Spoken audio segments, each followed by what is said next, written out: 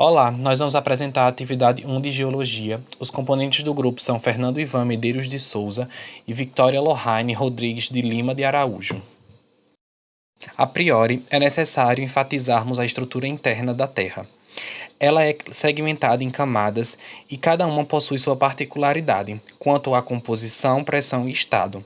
Nossa superfície faz parte da camada mais fina, que é a crosta. É nela que estão situadas as placas tectônicas, placas essas que formam a litosfera, composta pela crosta e parte do manto. Já o manto divide-se em duas regiões: manto superior e manto inferior. O manto superior é o estado de magma e o manto inferior são rochas em estado sólido.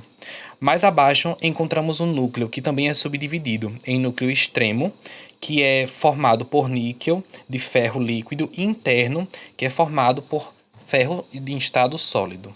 Nós temos que a camada mais externa, sólida da Terra, é constituída por rochas, que é a nossa litosfera.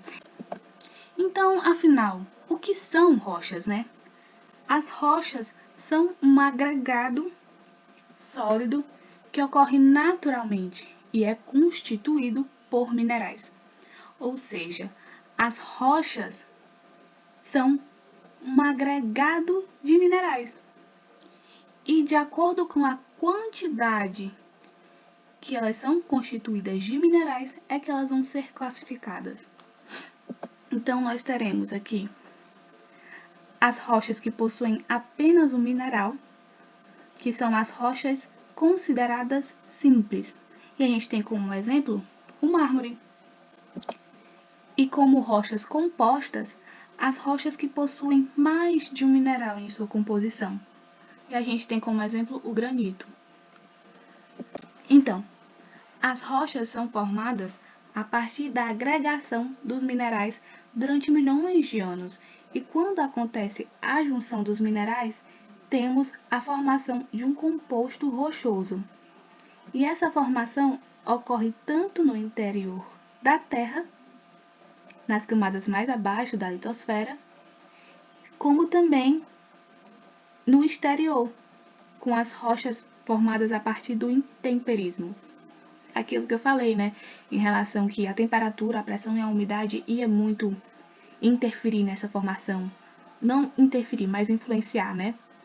Que a gente vai ter o intemperismo ou os processos erosivos pluvial ou fluvial e eólica, né? E aqui, como podemos ver nessa imagem, a gente tem a formação das rochas ígneas, e que tem a fusão de rochas na crosta quente profunda e no manto superior, em que acontece nessas rochas o que? Acontece a cristalização, que no caso não é nada além do que, né, a solidificação do magma, que é a larva vulcânica que sai. E a gente tem como exemplo que eu acabei de falar, o granito. Já aqui a gente tem a formação aqui na parte mais exterior, as rochas sedimentares, que ocorre o intemperismo e a erosão das rochas expostas na superfície. No caso aqui, ó, essas aqui é que vão sofrer esse intemperismo e essa erosão. E aí elas vão ser formadas a partir da deposição e o soterramento ou liquidificação desses sedimentos. E por último, metamórficas, que pode ser gerado desses dois locais, que são rochas que estão sob altas temperaturas e pressões nas profundezas da crosta e no manto superior. E aqui a gente vai ver que acontece a recristalização em estado sólido de novos minerais. E dependendo da formação e origem, é que essas rochas vão ser classificadas. A gente primeiro falou sobre uma classificação, entre aspas assim, mais simples, que é de acordo com a sua composição, que no caso eram as rochas simples e as rochas compostas. E agora a gente vai falar dependendo da formação, né? Daquilo que deu origem a elas. E aí a gente vai ter que as rochas magmáticas formam-se a partir do resfriamento do magma, como eu havia falado, que também, além disso, as rochas magmáticas elas podem ser chamadas de ígneas. A gente também vai ter as rochas sedimentares.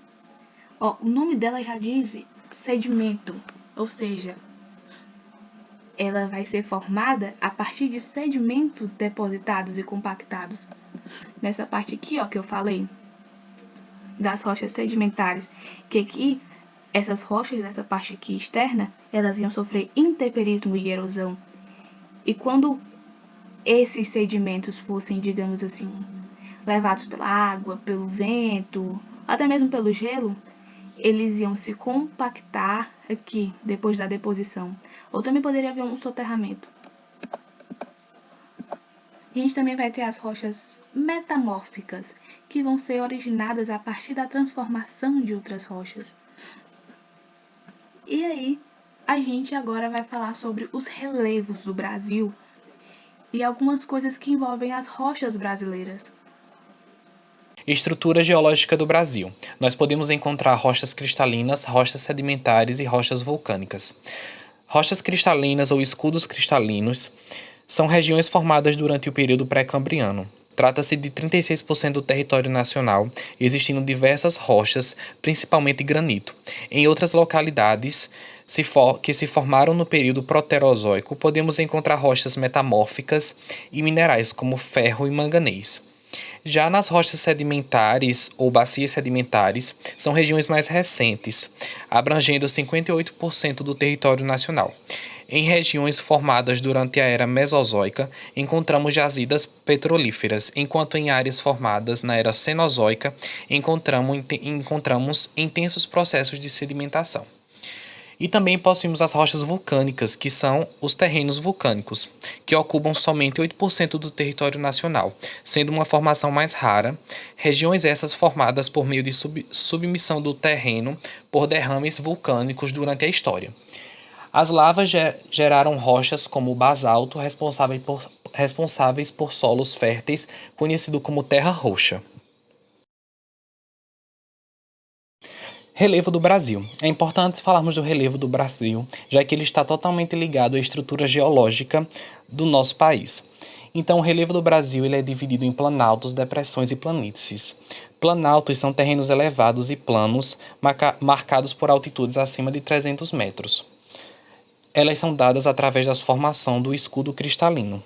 Temos as planícies, terrenos que não ultrapassam 100 metros, que são formadas pelas bacias sedimentares. E nós também temos as depressões. Suas altitudes estão ao redor de 100 a 500 metros e sua formação se dá através dos terrenos vulcânicos. As rochas sedimentares são rochas formadas pela junção de detritos, que são os sedimentos, daí o nome sedimentares, né? E para ocorrer a formação dessas rochas, ocorre processos sedimentares sobre as rochas ígneas, as rochas metamórficas e até mesmo as próprias rochas sedimentares. E é por meio da degradação mecânica e química, que no caso pode ser tanto intemperismo como a erosão aqui nessas regiões, é que vai ter a formação dos sedimentos. Sabe aquele ditado do água mole, pedra dura, tanto bate até que fura? É a maior verdade.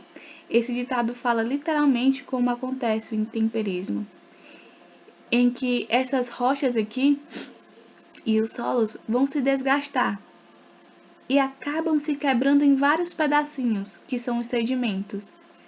E aí depois a gente tem o quê?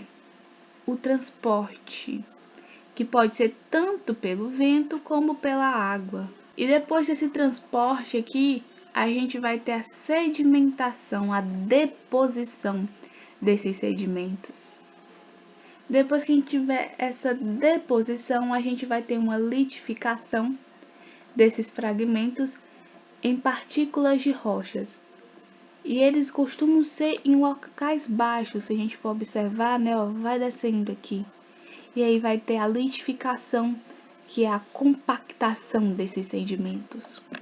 Que é a mesma coisa, a gente tem aqui uma região mais exposta, na parte mais externa da Terra, sofrendo intemperismo, erosão. E aí, esses sedimentos que foram criados, esses fragmentos, pedaços de rochas, vão ser transportados pelo vento e pela água. E aí chega aqui, eles vão ser compactados. E de acordo com a origem do processo em formação, eles serão classificados entre rochas sedimentares clásticas, químicas e orgânicas, mas também pode ser chamadas de biogênicas. Quando a gente tiver rochas detríticas ou clásticas, a gente vai ter rochas que são formadas pela deposição e a decomposição de detritos, que são as rochas pré-existentes, ou seja, vão se originar a partir do acúmulo de rochas que já existem. E a gente tem aqui como exemplo o arenito. Já nas rochas químicas, vão ser aquelas que se formam por meio de processos químicos ou restos de materiais. Elas vão ser compostas pela deposição de sedimentos por processos químicos. Elas vão ter a água como seu agente principal. Elas costumam apresentar uma estrutura sobreposta e são um pouco porosas em relação às outras. E eu peguei como exemplo o calcário. E por último, as rochas sedimentares biogênicas, que no caso também podem ser chamadas de orgânicas, mas em resumo, elas são rochas de origem biológica, por isso que o nome biogênicas. Elas vão ser formadas pelo processo de compactação de restos de animais. Ou então também a gente tem o carvão mineral. Elas vão ser rochas que são utilizadas em bastante coisa, tanto no estudo da Terra e da história, né, no caso da nossa Terra, como também em obtenção de energia por conta do carvão, além também de construções civis. Ou seja, por possuírem grande quantidade de fósseis, elas vão ser fundamentais no estudo da evolução da nossa vida. E no Brasil, as camadas de rochas sedimentares podem totalizar vários quilômetros de espessura. E aqui a gente tem como exemplo rochas sedimentares muito conhecidas no Brasil, né? Que é a Chapada Diamantina, lá na Bahia. E aqui a Gruta de Maquiné, em Minas Gerais. Muito bonito de ver. Que inclusive isso daqui é uma rocha sedimentar química, que ela sofreu um processo químico para resultar nisso. Bom, chegamos às rochas ígneas. O que são? Elas são chamadas também de rochas magmáticas. Elas são originárias de altas temperaturas a partir da solidificação do magma. Sua formação é através do resfriamento do magma e a sua classificação se dá por rochas intrusivas. São aquelas rochas que se formam no interior da Terra quando o magma penetra por entre as fissuras das rochas e solidifica-se. Temos como, por exemplo, o granito, o cienito e o diorito. Dentre essas três rochas intrusivas citadas, o granito no Brasil, sua exploração se dá nos estados na Bahia, Minas Gerais, São Paulo e Rio de Janeiro, principalmente no estado do Espírito Santo. Vale ressaltar que o Brasil é um dos maiores exportadores de granito do mundo. Seu comércio, grande parte é utilizado em revestimentos verticais quanto em pisos, cozinhas e banheiros. Na imagem ao lado nós podemos observar a jazida de café imperial de Minas Gerais. Outra classificação são as rochas extrusivas, que temos como, por exemplo, o basalto, o riolito e o andesito.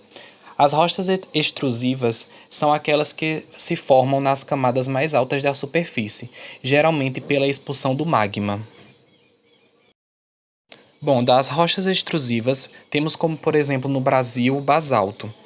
O seu comércio, ele se dá pela sua dureza e resistência. É explorado para a produção de alvenaria e de agregados de construção civil, além de rochas ornamentais. Sua exploração ocorre na região sul do país, especialmente no Rio Grande do Sul e Santa Catarina, além para como material de construção. Na figura ao lado, nós vemos a Pedreira de Analu, em Nova Prata, no Rio Grande do Sul.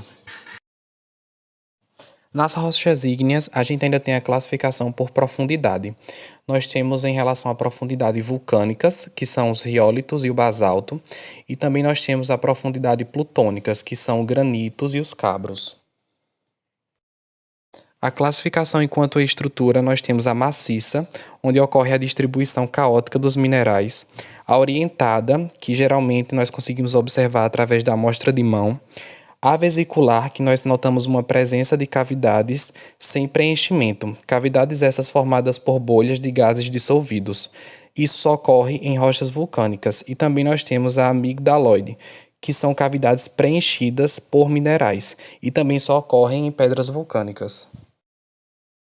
Na classificação de textura, nós temos a fanerítica, que ela é formada por minerais visíveis em razão do esfriamento do magma na superfície.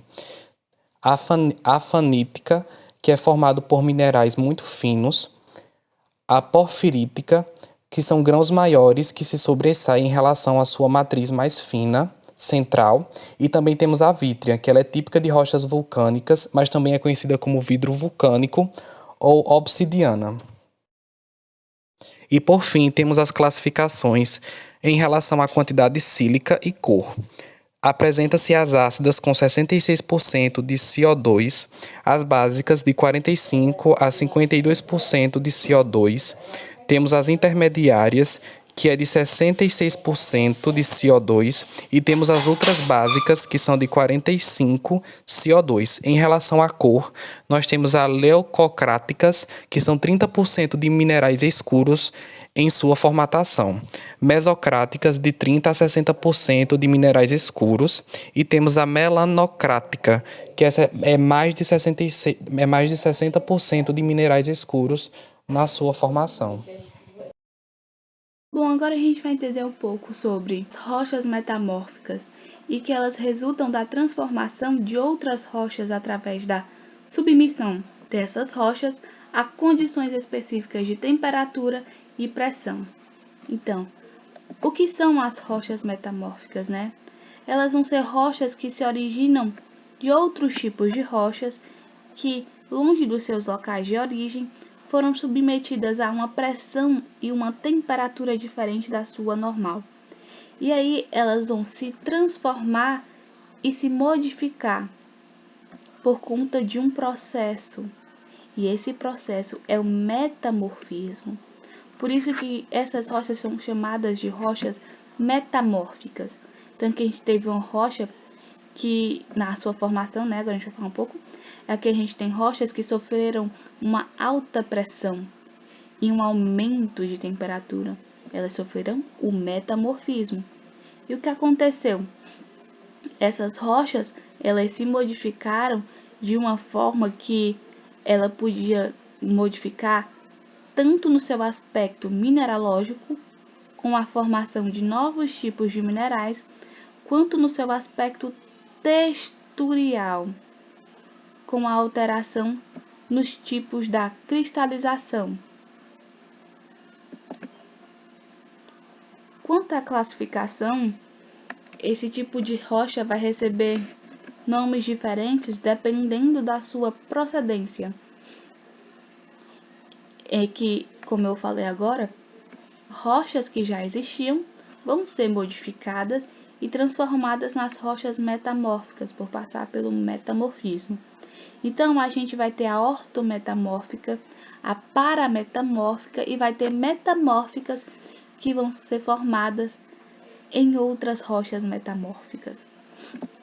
Quando a gente tiver rochas que se originam a partir de rochas sedimentares, a gente vai ter as parametamórficas, que no caso é o calcário.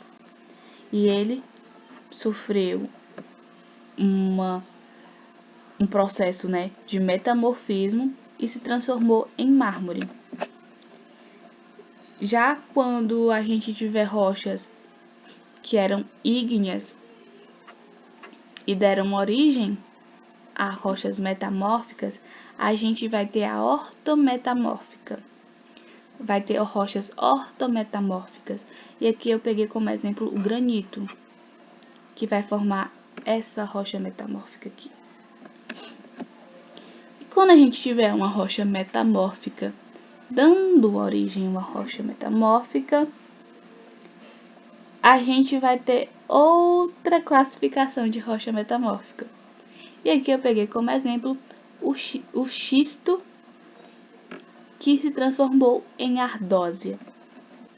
Essas rochas metamórficas, elas podem resguardar algumas características de suas rochas formadoras, que a gente chama de protólitos, incluindo a base de alguns minerais.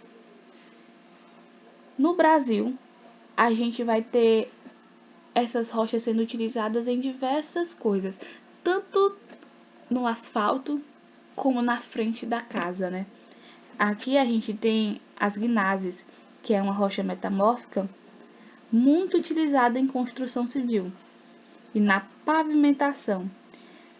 Ela é originada a partir do granito. Já a gente também tem as ardósias, que são muito utilizadas em construção civil. Aqui, ó, elas. E ela é muito comum em quê? Em pisos de bordas de piscina, em fachadas e, como eu tinha falado, em muros. Mas é muito bonita. E aqui a gente também tem o mármore, que é uma das rochas mais conhecidas, acho que no mundo todo, que é muito utilizada para fazer pias, mesas, essas coisas assim. E no Brasil, acho que o ponto turístico mais conhecido do Brasil nada mais é do que o quê? A formação de uma rocha de gnase. A formação de uma rocha metamórfica é o ponto turístico do Brasil. Bom, e é com isso que a gente encerra a nossa apresentação com a bela visão do Rio de Janeiro, uma rocha metamórfica.